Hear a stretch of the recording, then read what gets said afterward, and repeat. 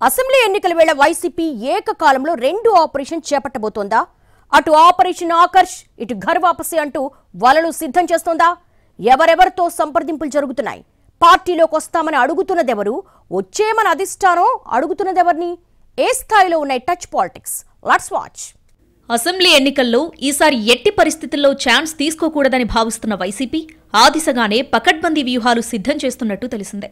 అందులో భాగంగా ఆపరేషన్ ఘర్ వాపసీని చేపడుతున్నట్టు తెలిసిందే. గతంలో వివిధ కారణాలతో వీడిన నేతల్ని తిరిగి రప్పించే ప్రయత్నాలు మొదలైనట్టు చెబుతున్నాయి పార్టీ వర్గాలు. అలాగే ఇతర పార్టీలోని అసంతృప్తుల మీద కూడా ఓ కన్నేసి ఉంచాలనుకుంటున్నారట. ఓవైపు తమ అభ్యర్థుల ఎంపికలో జాగ్రత్తలతో పాటు వలసల్ని కూడా ప్రోత్సహించి విజయ అవకాశాల్ని మెరుగుపరుచుకోవాలనుకుంటున్నట్టు ప్రచారం ఉంది. మరోవైపు గతంలో వైఎస్ కుటుంబానికి దగ్గరగా ఉన్న వాళ్ళని కూడా ఆకట్టుకుని పార్టీ కండువా కప్పాలనుకుంటున్నట్టు వైసీపీలో గుసగుసలు వినిపిస్తున్నాయి. ఈ ప్రక్రియ ఇప్పటికే మొదలైందని, పార్టీని వీడిన వారితో సంప్రదింపులు వివిధ స్థాయిల్లో ఉన్నాయని చెబుతున్నాయి పార్టీ వర్గాలు. ఆళ్ల రామకృష్ణారెడ్డి రాకనే ఉదాహరిస్తున్నారు వైసీపీ నేతలు. మంగళగిరి నియోజకవర్గంలో జరుగుతున్న పరిణామాలతో పాటు పార్టీ అధిష్టానం వ్యవహార శైలిపై అసహనంతో ఎమ్మెల్యే ఆళ్ల రామకృష్ణారెడ్డి పార్టీని వీడి వెళ్లిపోయారు. తిరిగి 2 నెలల్లోపే ఘర్ వాపసి అంటూ వెనక్కొచ్చేశారు ఆర్కే. పార్టీ పెద్దల సంప్రదింపులతోనే ఆపరేషన్ సక్సెస్ అయిందని, అదే స్ఫూర్తితో మరింత మందిని వెనక్కి రప్పించే ప్రయత్నాలు జరుగుతున్నట్టు తెలిసిందే.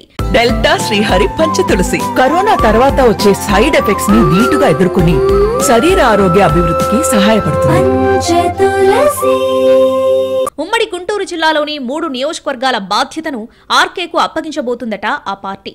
అలాగే టీడీపీ నేత వంగవీటి రాధాతో కూడా వైసీపీ సంప్రదింపులు జరుపుతున్నట్టు ప్రచారం ఉంది.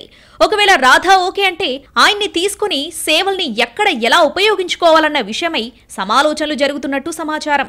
అలాగే విజయవాడకి చెందిన మాజీ ఎమ్మెల్యే జలీల్ ఖాన్ ఎంపీ అయోధ్య రామిరెడ్డితో భేటీ అయ్యారు. టికెట్ గ్యారంటీ ఉంటే వచ్చేస్తానని జలీల్ ఖాన్ ప్రతిపాదన పెట్టినట్టు తెలిసింది. పార్టీలో చర్చించి నిర్ణయం తీసుకుంటామని, టచ్లోనే ఉండమని ఎంపీ ఆయనకు చెప్పినట్టు తెలుస్తుంది. అటు కర్నూలు జిల్లాకు చెందిన మాజీ ఎమ్మెల్యే గౌరు చరిత ఫ్యామిలీతో కూడా వైసీపీ సంప్రదింపులు జరుపుతున్నట్టు ప్రచారం ఉంది. ఇలా ఎక్కడ అవకాశం ఉంటే అక్కడ వైసీపీలోకి వలసల్ని ప్రోత్సహించాలని అగ్రనాయకత్వం అనుకుంటుందట.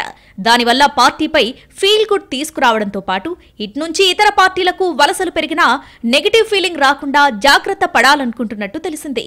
మరి వైసీపీ ఘర్ వాపసి ఎంతవరకు సక్సెస్ అవుతుందో చూడాలంటున్నాయి రాజకీయ వర్గాలు.